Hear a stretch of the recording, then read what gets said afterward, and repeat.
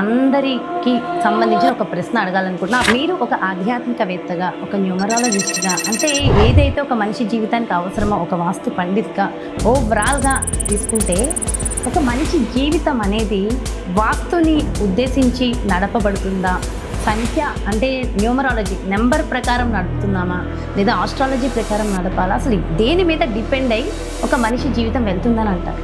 ఇప్పుడు 33% న్యూమరాలజీ తీసుకోండి, 33% అస్ట్రాలజీ తీసుకోండి, 33% వాస్తు తీసుకోండి, 99 అయిపోయిందా? ఈ 1% మనిషి. ఇవి 3 అన్వయిస్తుంది. ఉండాల్సిందే కంపల్సరీ. ఇప్పుడు దాని మీద డిపెండ్ అయ్యి ఉండదు. అయితే నంబర్స్కి ఫస్ట్ ప్రియారిటీ ఇవ్వండి అన్నాను. ఎందుకంటే మీరు నంబర్ అనేది ఇండెక్స్.